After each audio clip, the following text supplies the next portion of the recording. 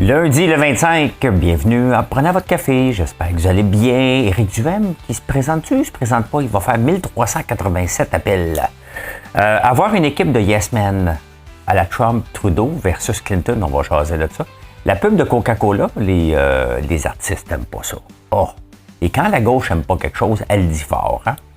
La gauche extrême. Oui, Valérie Plante, elle aime ça, la gauche extrême. Pas sûr qu'elle les aime en fin de semaine, mais ouais, on verra. Fadi Daguerre, est-ce qu'il est l'homme de la situation à Montréal? Est-ce que depuis qu'il est là, la situation s'est améliorée comme on le prétendait? Marie-Ève Fournier dans la presse encore pour en finir. Mais on commence par commencer. T'sais. Petite semaine à bourse, c'est le Thanksgiving. Goudzo fait un vent de face, mais pas juste Goudzo, tous les cinémas, on va jaser de ça. Les vedettes perdent leur brand. Je suis tombé sur un article de Gwyneth, mais là, je vais parler de Go Project. Je sais que je suis fatigué avec ma Gwyneth, là. Mais voilà. Hein? Est-ce que les taux d'intérêt vont baisser? On va analyser ça. L'intelligence artificielle pour nourrir des écureuils d'une couleur versus une autre. On va jaser de tout ça, puis un paquet d'autres affaires.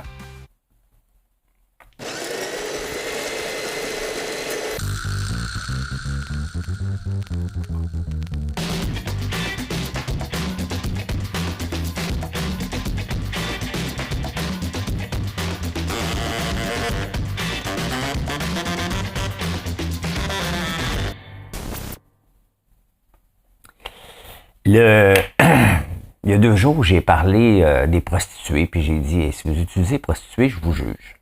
Je vais m'excuser, parce que pour moi, j'habite Montréal, hein, les prostituées, ben c'est sûr, de Hochelaga que je vois, et je vois toujours j'ai un cliché dans la tête. Puis on m'a expliqué que c'était plus que ça, qu'il y a des gens seuls. Qu'il y a des gens qui veulent juste avoir une relation comme ça. Donc, ça reste illégal. Mais bon, regarde, je m'excuse d'avoir jugé trop fort. Hey, faut le reconnaître des fois, je connais pas ça, ce marché-là, fait que j'ai jugé sur quelque chose que je connaissais pas. Donc, si j'ai offusqué quelques personnes, je m'en excuse. Vous savez, je connais pas mal mes chefs de mon entreprise, puis il y a des choses que je veux rien savoir. Et j'ai parlé du congé du retour de la CNESST à Ontario, qui va remettre 2,5 milliards, puis je disais que les employeurs et les employés payaient la CNESST. Non, c'est juste les employeurs. Quelqu'un me l'a fait remarquer. Vous devriez me dire, tu es supposé le savoir. Ben oui, je suis supposé le savoir. Sauf qu'il y a des choses qui m'intéressent pas. Je sais qu'il faut en payer, puis je suis pas employé. Fait que c'est ça. Je connais mes autres chiffres, je connais mon marketing, mais je peux pas connaître tous les détails je porte pas attention, tout simplement. Donc, voilà. Il y a un article de Clinton qui a donné une conférence et il y avait eu quelques privilégiés qui ont été l'écouter. Puis il parlait pendant qu'il était président, qu'il voulait avoir des personnes fortes autour de lui, qui vont le challenger, pas qui vont dire exactement ce qu'il veut entendre. Qu'est-ce qui est mieux? Hein? En entreprise, moi, je veux pas de yes man. Si tu dis toujours comme moi, ça veut pas dire qu'il faut que tu me challenges puis que tu dises non tout le temps puis pourquoi, là. C'est qu'à un moment donné, puis est-ce que le pays était mieux après Clinton ou avant Clinton? Donc, j'ai pas le temps de fouiller les chiffres au complet, là. Mais à un moment donné, il faut que tu avances. Et est-ce qu'il a choisi des yes men ou il a été mis... Faut pas oublier que Trump a été mis au pouvoir pour une raison bien précise. Donc, il y a besoin d'avoir des gens qui embarquent dans cette optique-là, qui est pas, je dirais orthodoxe, ou en tout cas traditionnelle. Donc, il y a besoin des gens qui vont l'amener où ce qu'ils veulent l'amener. Est-ce que ce sont des yes men? Pas sûr. Regardez, peut-être, je ne sais pas. On va le voir dans les prochains jours. Cependant, regardez l'équipe Trudeau. C'est plein de yes men, mais fait de la gauche. La droite, lorsqu'elle arrive avec des supposés yes men, on dit il va tout faire pour que leur gourou soit content. Et la gauche, elle le fait en hypocrite. Regardez Valérie Plante, c'est une yes woman aussi. Il n'y a personne qui ose challenger, elle dit tout le temps moi, c'est moi qui ai décidé, c'est moi. Trudeau, c'est la même chose. Hein? On voit tous les autres ministres en arrière, le dos courbé, tout à côté. Les plus forts finissent par partir. Parce que c'est comme ça. Ou ils sont à bout. Bill Morneau est parti. Regardez le talon d'Achille dans Pablo Rodriguez qui veut se présenter au PLQ. Le plus gros problème qu'il y a, c'est qu'il a été trop longtemps avec Trudeau. Donc, est-ce que c'est vraiment un leader? C'est un gouvernement dépensier, on vient de le voir encore. Donc, c'est ça, travailler pour Trudeau. La gauche, on parle pas de Yes Man. Jamais, jamais, jamais. Quand c'est la droite, on parle de Yes Man. C'est assez spécial. Hein? On va voir, mais à un moment donné, tu choisis des gens qui pensent un peu comme toi. Puis à un moment donné, ils vont te challenger. C'est pas juste des Yes Men, puis il y en a un paquet qui vont partir là, dans le lot qu'il a nommé. Là. C'est normal. Ils vont être déçus. Dans la presse, de dimanche, il y a un gros cahier de cadeaux de Noël. Et là, je m'adresse à ceux qui me suivent, parce que j'ai vu des noms que je connaissais. Écrivez-moi en privé si vous ne voulez pas le dire en public, là. Parce qu'à toutes les fois, je reçois cette opportunité-là d'annoncer dans la presse. C'est pas gratuit, là. Le cahier de quelque chose. Faut que tu payes. Et tu payes jusqu'à 2500$. Ça coûte cher. Ma question, c'est, moi, je ne trouve pas que c'est un bon placement sur retour. Est-ce que vous pensez que c'en est un? Est-ce que c'en est un pour vous? Combien que ça vous coûte? Combien ça vous rapporte la minute? Parce que la semaine prochaine, c'est pas comme si on gardait le cahier de la presse sur papier comme on avait avant. Là. Avant, c'était presque un catalogue. Là. Tu le gardes, puis tu vas le feuilleter par après. Mais là, demain, le cahier, il est passé. Là. On ne revient pas sur la presse de la veille. Vous dites, hey, j'ai vu ça, peut-être une fois de temps en temps. Mais on ne revient pas. Est-ce que c'est rentable pour vous? Combien ça vous coûte? Combien ça vous rapporte dans la journée de dimanche? Il va peut-être avoir des petites retombées, mais j'ai assez d'expérience pour savoir que les retombées vont être la même journée s'il y en a. Donc, vous me direz ça. Parce qu'il faut payer. Puis ils te font sentir coupable, la presse, là, quand ils t'envoient ça. Là. Veux-tu faire partie des gens qui ne seront pas là-dedans? La compétition est là. Ils mettent beaucoup de pression. Dans le monde artistique, il y a beaucoup de gens de la gauche. Et pas seulement au Québec, partout dans le monde. Et là, Coca-Cola, je veux pas vous la montrer, vous irez la voir. Je ne sais pas s'il y a des droits d'auteur, fait que je veux pas vous bousiller mes vidéos ici. Mais vous irez voir la pub de Coca-Cola qui a été faite entièrement avec l'intelligence artificielle pour Noël. Puis Coca-Cola, c'est comme un barème des pubs de Noël. Je pense que c'est eux autres qui ont relancé le Santa Claus, entre autres. Hein. Donc, c'est attendu. Et là, la gauche, je l'ai vu, la pub, elle me dérange pas. On peut remarquer que c'est de l'intelligence artificielle, mais c'est bien fait. Il y a des humains qui ont été utilisés aussi pour être numérisés. C'est bien fait. Ils ont ramené la vieille pub des années 50 à aujourd'hui. Moi, ça me dérange pas. Les artistes chialent beaucoup, mais les artistes vont toujours chialer. Ils ont peur de perdre leur job. C'est pas qu'ils ont peur de perdre leur job. Ils savent qu'ils vont perdre leur job. Parce qu'ils veulent pas se renouveler. Eux autres, faire un travail d'artiste, c'est encore dessiné à main, alors qu'on peut le faire avec l'ordinateur. Tu sais, à un moment donné, tu peux être un artiste, être un créateur en utilisant les outils du jour. Je me considère un créateur. Je savais pas que je l'étais, by the way, là. Hein, la créativité, parce que j'ai pas de talent entre mon cerveau puis ma main. Ouais. Des fois. Fallait que ça revienne mon oncle, bien entendu. Fallait que ça revienne mon oncle. Merci. Merci beaucoup. Mais avec les outils d'intelligence artificielle, regardez le thumbnail que je fais, la photo, c'est fait avec l'intelligence artificielle. Ça me ressemble des fois ça me ressemble pas, mais je me pratique à tous les jours parce que j'ai besoin d'avoir des photos pour notre site web. Et j'aurais pas l'opportunité, j'aurais pas l'argent d'avoir un photographe à temps plein et surtout d'être capable de réagir rapidement. Donc, qu'on le veuille ou non, l'intelligence artificielle commence à prendre la place de plus en plus. Et c'est le rôle des artistes, la façon qu'ils travaillent, de se moderniser. Parce que faire une photo comme je fais tous les jours, si je suis rendu pas pire, c'est que j'en fais tous les jours. Il faut se pratiquer. Il y a des prompteurs qui vont devenir, au lieu que ce soit un dessinateur, tu vas être un prompteur pour décider comment qu'on le fait. Puis regardez, je vais vous montrer vite fait comment qu'on peut faire une photo avec Meta. Ce qui est le fun, regardez. On est ici sur meta.ai. Il y en a tellement, là, je les utilise toutes. Là. Imagine contemporary. Bon, on est là. Pareil, hein? Farmer in a sunflower field reading a paper named en prenant votre café. Bon, ça donne quoi? Ça donne pas grand-chose. On va voir ce que ça va donner. Des fois, il le fait en temps réel. Des fois, il le fait pas en temps réel. On va voir ce que ça va donner. Mais ça me permet de faire des photos pour regarder ça marche, là.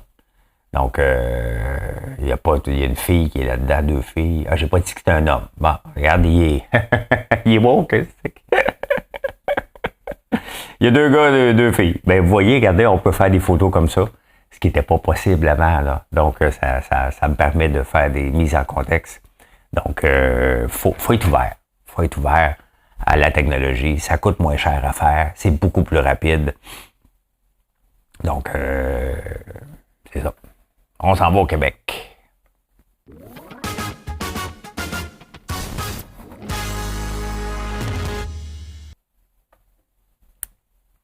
Éric Duhaime qui se présenterait dans Arthabasca. Il y a une lutte à 3 entre la CAQ, parce que Éric Lefebvre s'en va au Parti conservateur du Canada. Donc, quand il va y avoir des élections. Éric Duhaime, il y a un candidat vedette qui est là, que les militants, il y en a 1387 dans cette section-là, dans ce comté-là. Éric, il veut les appeler un à un. L'affaire, c'est que c'est pas tout le monde qui va être au téléphone. Il y en a qui vont retourner l'appel. Ça m'a donné à appeler 1500 personnes, plus les retours d'appel. Il en fait beaucoup, là. Il en fait beaucoup, parce qu'il va avoir le pouls. Quand même spécial que le chef qui est pas à l'Assemblée nationale, les gens hésitent entre lui et le candidat local. C'est sûr que c'est un candidat parachuté à ce moment-là, Éric Duhaime, mais il me semble que si un comté où tu as des chances supérieures d'aller à l'Assemblée nationale, ce qu'il veut, ben tu dis, écoutez, c'est moi qui vais y aller, là. T'sais? C'est moi qui vais y aller, là. Sinon, il y a un problème, là. Il y a un problème. Son but premier, c'est d'être à l'Assemblée nationale. Si Éric veut être écouté, il faut qu'il soit là. S'il veut donner la notoriété au parti, il faut qu'il soit là. Donc, il n'est pas là. Ça aide pas pantoute, hein? Il y a Second Cup qui a décidé de mettre son pied à terre. Hein? Il y a quelqu'un dans une manifestation en fin de semaine qui a fait le signe de Heil Hitler et ça a été filmé. Le problème, c'est qu'elle est franchisée de Second Cup à l'université Concordia, je pense, ou McGill, Concordia. Et Second Cup a vu ça, puis a résilié sa franchise, donc la franchise est fermée maintenant, avec raison. Ça, c'est la gauche extrême. Okay? Ce qu'on a vu en fin de semaine dans les rues de Montréal, c'est la gauche extrême. C'est celle qui veut démolir. Pas celle qui veut revendiquer pour revendiquer de façon polie, si on appelle ça le centre. Quand tu vas dans la rue pour démolir, t'es de la gauche extrême. Ou la droite extrême, là, ça dépend. Là, c'était la gauche. Valérie Plante et Rose-Aimée Morin ont enregistré un des podcasts, puis là, ça roule beaucoup sur les réseaux sociaux, où Valérie dit, moi, j'ai pas de problème avec la gauche extrême. Et là, il y a un montage vidéo qui montre que c'est démoli. Hein? Regardez l'occupation, parce que c'était pas une manifestation sur McGill, c'était une occupation. Donc, ça, c'est la gauche extrême. Oui, il faut avoir un problème dans notre société avec la gauche extrême et la droite extrême. Ce qu'on veut, c'est les gens de centre. L'extrême, ça veut dire le mot extrême dans n'importe quoi, c'est quelqu'un qui va dépasser les bornes, donc dépasser les lois. On a un problème avec ça. Il faut avoir un problème dans notre société avec ça. Donc, la mairesse de Montréal dit qu'il n'y a pas de problème. La mairesse de Montréal qui a choisi Fadi Daguerre, hein, puis c'est ça qu'elle a dit à un moment donné à nouveau, lors d'une entrevue, elle a dit « Je l'ai choisi, donc il est bon. » C'est exactement ce qu'elle a dit. Il est beau, les femmes l'aiment, il se présente bien, il parle bien, mais est-ce que Montréal s'est amélioré au point de vue criminalité, au point de vue manifestation? Les manifestations qui dérapent, là, c'est Fadi Daguerre et Valérie Plante, les deux responsables. Là. S'il y a de l'ordre, les gens ne voudront pas dépasser. S'il y a de la police en masse, ils ne voudront pas dépasser. Ben, il faut laisser manifester la gauche extrême. C'est important. c'est important de laisser manifester. Fadi Daguerre n'a rien fait. Il a une belle réputation. Il y en a des gens comme ça qui ont des super belles réputations. On va toujours les aimer, puis ils vont jamais rien livrer. Jamais. Mais on les aime. Ben, c'est ça, Fadi Daguerre. À un moment donné, c'est beau être de gauche, mais t'es là pour l'ordre et la loi. Faut jamais l'oublier. Il y a différentes façons de l'appliquer. Mais à un moment donné, la loi, c'est la loi. Hein? Fait que tu l'appliques, puis that's it. La gauche extrême. Pas de problème avec ça.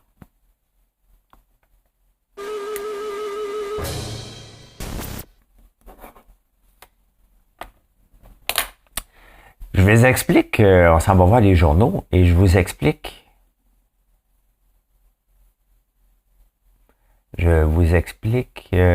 Pourquoi.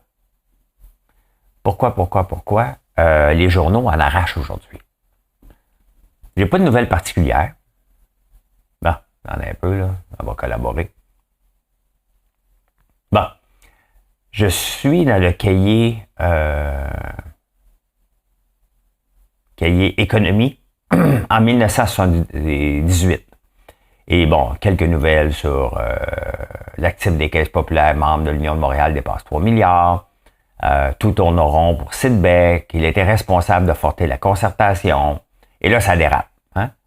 Des profits de 11 millions pour l'abbé, ça va. 104e. Après ça, Téléforce, nomination. Votre horoscope. Fini l'économie. Hein? C'est fini complètement l'économie. On est à la page 2 de 16. Et après ça, regardez ce qu'il y a dedans. La pub. Pas le cahier économie, le cahier des petites annonces. Donc, en 1978, regardez le nombre d'annonces qu'il y avait là-dedans. Quand on accuse les GAFA d'avoir fait voler les revenus publicitaires, mais il y a le revenu les petites annonces aussi qui avaient de l'abus, là. On ne lisait pas les journaux, on achetait de la pub. C'est ce que vous achetiez. Regardez ça, là. Ça finit plus, là.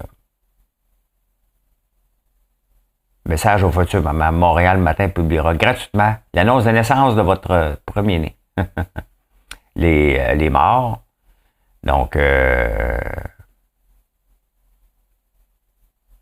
qui est cette madame? Qui est cette belle inconnue? Bon. Vous voyez, ce n'est que de la pub. Que de la pub. 2 pages d'économie, 14 pages de pub. On est en 1978. Bien entendu, Facebook n'existe pas. Tout l'Internet n'existe pas. Mais la mort était déjà annoncée. Quand tu dépendais autant de publicité pour être capable de mettre un journal imprimé, il y a un problème. Il y avait un problème déjà connu qu'on ne voyait pas. Tu sais, quand on est dans la forêt, on ne voit plus les arbres, ben c'est exactement ça. Ça n'avait pas de sens. Donc aujourd'hui, ces petites annonces-là sont ailleurs. Parce que, c'était pas probablement pas assez efficace que ça. Donc, les gens ont trouvé une place. Il y a eu Craigslist, il y en a eu un paquet d'autres avant, Kijiji. Mais voilà, hein, ça c'est un exemple. 1978, comme 20 ans, 30 ans avant. Et c'est pour ça qu'on voit des technologies venir au monde. Hein. Pour dire ça n'a pas de bon sens, c'était pas efficace, on va être meilleur que ça. Là, c'est parce que ça touche des affaires de la gauche, les journaux, hein, les artistes. Il faut sauver les artistes à tout prix. Mais c'était annoncé d'avance, c'était normal qu'il n'y ait plus de pub. On achète le journal pour avoir des nouvelles. Maintenant, combien qu'on paye pour ça? Qui paye pour ça? C'est toujours la même chose. Comment qu'on le monétise? Est-ce que les futurs journaux vont se le mettre en ligne, puis là, ça va être de la pub en ligne? On ne sait pas c'est quoi l'avenir des journaux. On n'en parle plus des crises journalistiques là, comme autant. Là. Il y a eu une grosse crise de fermeture. Là, il y en a de moins en moins. Ceux qui sont là ont trouvé leur modèle fonctionnel à suivre. Hein?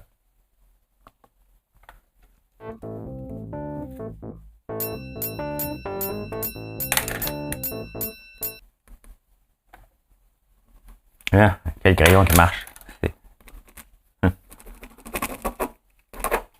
Faut que je marque mon temps. C'est lui. Ben, excusez-moi. J'ai pas de metteur en réalisateur ici, là. Moi, je suis seul. Marie-Ève Fournier, j'ai hâte de retrouver la semaine prochaine Pierre-Yves McSween à la radio de Radio-Canada parce que j'essaye tu sais, des fois, les gens là, dépassent leur principe de Peter, puis là, tu te rends compte, voyons, Caroline, t'es pas bien bonne.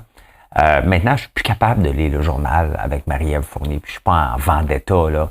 Mais encore là, la presse qui utilise le mot pour en finir, je me souviens même plus quel sujet, là, mais pour en finir avec. Regarde, c'est pour en finir, on te lira plus. Parce que ça va être fini. Hein? Commence par dire, pour commencer. Mais il reste que ces sujets sont... C'est plate. Dernièrement, je lis beaucoup, je lis toujours la presse, mais je vois une dégradation de la profondeur des articles. Il y a Francis Veil, qui est toujours très profond dans ses articles, mais qui nous amène ailleurs, qui nous fait réfléchir. Et c'est ce que j'essaie de faire avec le show ici, vous faire réfléchir. C'est ça qui est un show d'opinion, c'est ça qui est une nouvelle. On l'analyse, on comprend, on dit comment ça peut s'appliquer à moi. Mais là, si tu commences pour en finir avec, moi, je décroche. Hein? Pour commencer, emmène-moi à te lire. Donne-moi quelque chose qui va creuser plus qu'un article fait par ChatGPT. M'attends ça dans les journaux. M'attends à avoir quelque chose, une nouvelle qu'on ne voit pas. Ah, c'est pour tous les acronymes. C'est lié, sincèrement, ça vaut un article de journal. Hey, cette semaine, ça va être une petite semaine à la bourse. Hein? C'est la semaine du Black Friday, donc le Thanksgiving. Jeudi, c'est le Thanksgiving, donc ça va être terminé. Ça va être fermé la bourse. Vendredi matin, ça va être ouvert. Donc, aussi bien dire qu'on a 3 jours de trading. Cette semaine, le vendredi, ça va être assez tranquille, à moins que... le Bitcoin, il se transige tout le temps. Hein? Puis, au moment où j'enregistre en ce moment, le Bitcoin est à 97 284. Donc, il n'a pas dépassé encore le 100 000 pour ceux qui rêvent à ça. Là. En tout cas, au moment où j'ai enregistré, il est à 97 000. Mais ici, par le début que je commence à enregistrer et la fin, il peut avoir pris 2000 ou débarqué de 2000. Hein. Il y a beaucoup de fluctuations. Donc, voilà. Hein. Guzzo a un mois avant que le juge rende sa décision s'il met sous séquestre ou s'il met en faillite. Et il dit que il y a des gros succès qui s'en viennent. Il y a eu des gros succès cette année à date. Hein? Et ça n'a pas ramené je connais pas assez tous les films, là, mais il y a eu il y en a eu des bons parce que dans les journaux, j'oublie les noms, c'est pas grave. Mais là, il y en a 2 là, qui Wicked puis Gladiator. Donc là, c'est là en ce moment. Il y en a-tu parmi vous qui sont allés au cinéma, puis c'était plein dans les Guzzo. Depuis la pandémie, et c'est là que même si Guzzo veut, là, comment qu'il peut réussir? C'est la question qu'on doit se poser lorsqu'on veut redresser ou non l'entreprise. Comment Guzzo, où ses cinémas sont mal entretenus, il va être appelé à pomper de l'argent éventuellement pour les mettre à jour, s'il veut maintenir là-dedans. Depuis l'année passée, les gens qui vont au cinéma, quand même, qu'il y a eu des gros noms, là, moins 11%. Depuis la pandémie, donc depuis 5 ans, 27%. Donc, ça fait beaucoup de gens de moins. 27% de ta population est partie. 11% en un an. Donc, 11% en un an. Faut pas oublier que Guzzo puis tous les autres cinémas ont de la concurrence. Le Netflix, ils viennent de sortir un film, justement, de Noël, Hot Frosty. Il y a eu énormément. Donc, il y a beaucoup de gens qui s'abonnent aux choses de streaming. C'est le fun d'aller au cinéma une fois de temps en temps. J'irai pas par moi-même, là. Je vais aller voir Berger, hein, qui est beau bien, là. Je sais pas si je vais avoir le temps, mais il y a un vent de face. Et si ces cinémas étaient flambant neufs, parce qu'il y a trop investi, puis ça a coûté plus cher que prévu, le problème, c'est que ces cinémas sont extrêmement vieux et sales et pas confortables. C'est ça. Donc, quand même qu'il y a beaucoup d'argent qui rentre, ça en prendrait beaucoup. Donc, comment Guzzo peut s'en sortir? C'est ça que le juge et la banque veulent vouloir entendre dans un mois. Pas de savoir si un ami va venir le sauver, là. Et c'est le même pour tout le monde, là. Le cinéma, il est là pour rester. Est-ce qu'on va avoir autant de salles? Ben non, parce que ça coûte très, très cher, puis la plupart sont sales, sont vides. Pas sales, mais sont vides. Si t'es pas capable de remplir une salle de cinéma au complet, regarde l'infrastructure. Tabarnouche, qui va se lancer dans des nouvelles salles? Est-ce qu'il y en a beaucoup de nouvelles salles? Il y en a-tu au Royalement? Normalement, un centre d'achat avant, il y en a toujours avec ses salles de cinéma, là. Il n'y en a pas avec des sièges Louis Vuitton, là. bon, je fais souvent des blagues avec Gwyneth et Goop Project. Il y a beaucoup de similitudes quand même entre Jacinthe René et Gwyneth, à l'échelle québécoise, bien entendu. Hein. Jacinthe, elle s'était fait prendre par le Collège des médecins à faire des recommandations. Puis c'est là qui est dangereux, hein, de faire des recommandations. Là, elle a sorti comme un court vidéo qui a l'air intéressant. Gwyneth, elle aussi a toutes des affaires ésotériques, hein, puis des affaires haut de gamme. Mais est-ce que ça fonctionne? La question, c'est dans le New York Post que j'ai lu ça. Est-ce que The Goop Project fonctionne encore? Est-ce qu'elle a encore le goût de se défoncer là-dedans? La réponse est oui. Elle est là presque à tous les jours. Bon, elle tourne des films, elle s'occupe d'autres choses, mais elle est presque au bureau régulièrement. Peut-être moins qu'au début, mais c'est normal. N'importe quelle entreprise à un moment donné. Et elle veut s'épanouir, hein? Elle veut recommencer à faire des films. Elle avait lancé The Goop Project pour contrebalancer. Il y a d'autres gens, comme Victoria Beckham, ça y a pris 10 ans avant de rentabiliser. C'est pas parce que tu es une vedette que tu rentabilises. Il y en a des gros noms qui réussissent à rentabiliser ça solide, comme les Kardashian, là. Mais il y en a beaucoup qui en arrachent aussi. Puis c'est normal, il y a de la compétition, puis ils se lancent tous dans quelque chose qu'ils vont pas s'occuper. Si tu veux que ça marche, faut que tu t'en occupes. Et Gwyneth semble s'en occuper. Mais il y en a beaucoup de vedettes. Vous allez me dire que j'en fais partie, je suis pas une vedette. Et moi, c'est une extension de ce que je fais depuis que je suis jeune, la ferme. Hein? Mon objectif de la rentabiliser et d'offrir des produits différemment. Donc, c'est ce qu'on fait ici. Je suis pas une vedette. C'est une grosse différence, là. Hein? Je suis pas un enfant de la télé. Je fais de la télé. Hein? Je fais des nouvelles ou de la télé-réalité, là. Donc, voilà. En passant, Gwyneth vaut 200 millions, son net worth. Mais il faut faire attention avec le net worth parce que des fois, vous me googlez et vous pensez que le chiffre est bon. Je suis rendu à combien mon net worth, là, si je le regarde, là?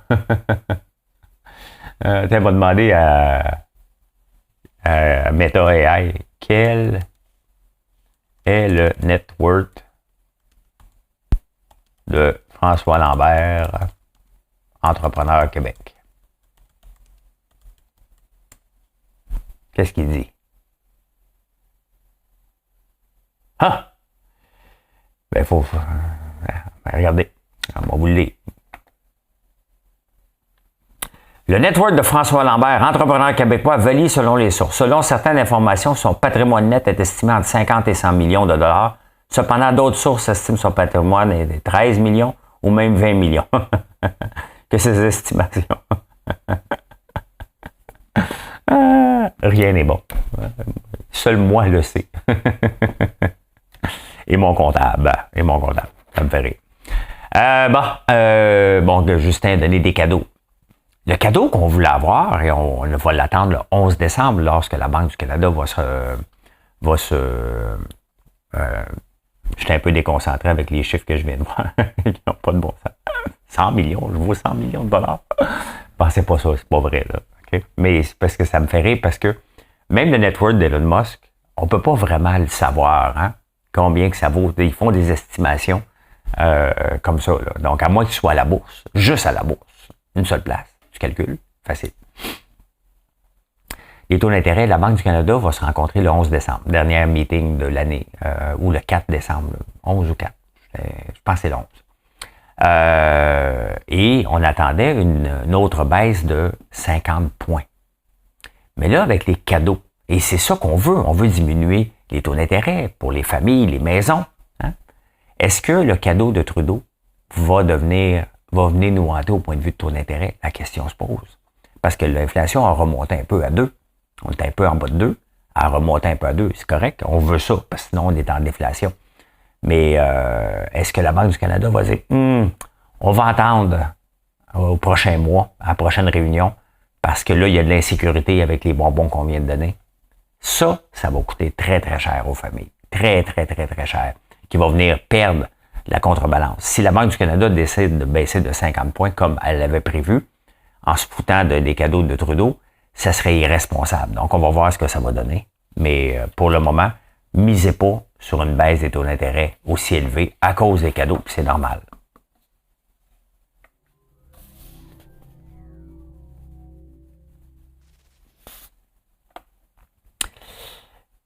Il y a quelque chose qui se passe avec Kim Kardashian et Tesla. Hein. La semaine passée, elle a acheté un Optimus, puis elle lui parlait. Mais sauf que les Optimus sont reconnus pour être pas tellement autonomes à date. Il y a quelqu'un qui joue derrière, donc ça va de l'air être arrangé. Là, elle a pris une photo à côté d'un Tesla. Mais Kim Kardashian, ça se monétise tout ce qu'elle fait. Tout ce qu'elle fait, Kim Kardashian, il n'y a pas d'entreprise de bobettes puis de sous-vêtements qui pourrait prendre le nom de Kim Kardashian comme code promo, là, comme une entreprise à essayer. Tout se monétise, et moi aussi, c'est normal. Hein? C'est normal, c'est comme ça. Donc, pourquoi qu'elle fait ça? Est-ce qu'elle veut rentrer à Maison-Blanche en passant par... parce qu'elle est avocate? Son père était avocat aussi à Kim Kardashian. Donc, est-ce qu'elle veut rentrer comme avocate dans la gang de Trump? Elle est amie avec Trump. Est-ce qu'elle veut passer par Tesla? Il y a quelque chose qui se passe parce qu'elle n'est pas la porte-parole officielle. Tesla n'a pas de porte-parole. C'est Elon Musk le porte-parole. Donc, il se passe quelque chose avec Kim Kardashian. Soyez pas surpris qu'elle se trouve un poste, elle aussi, à la Maison-Blanche quelque part. C'est probablement ce qu'elle veut, puis elle passe en flattant Elon Musk. Hein. L'intelligence artificielle a du bon. En Angleterre, il y a des écureuils rouges qui sont natifs de l'Angleterre. Faut pas oublier que l'Angleterre, c'est une île. Hein. Et en 1890, je ne sais pas pourquoi les Américains ont décidé d'emmener des écureuils gris. Je sais pas pourquoi tu amènes des écureuils dans tes bagages. Là. Mais ils ont emmené des écureuils gris et ils donnent des virus encore aujourd'hui aux écureuils rouges. Donc, ils sont en perte de croissance, sont en voie d'extinction. Il y en a de moins en moins. Fait qu'ils ont mis des cages pour les nourrir, pour les aider. Et sauf que les écureuils gris veulent se nourrir aussi. Mais ils utilisent l'intelligence artificielle. Ça prend pas de la grande intelligence artificielle. Là. Take photo, if gray, then close door. Il faut faire attention, l'intelligence artificielle utilisée à toutes les sauces. Là. C'est assez facile à déterminer, même avant l'intelligence artificielle. Mais bon, on aime ça dire. Donc, c'est utilisé pour aider à nourrir les rouges et ne pas nourrir les gris. Mais tant que ça donne le don du poison. Eh bien voilà, je peux dire ceci. Merci d'être là. Je vous souhaite une excellente journée. Bon lundi. Et si vous n'êtes pas abonné, merci de le faire. Venez nous voir sur françoislambert.one. Bye. Bonne journée.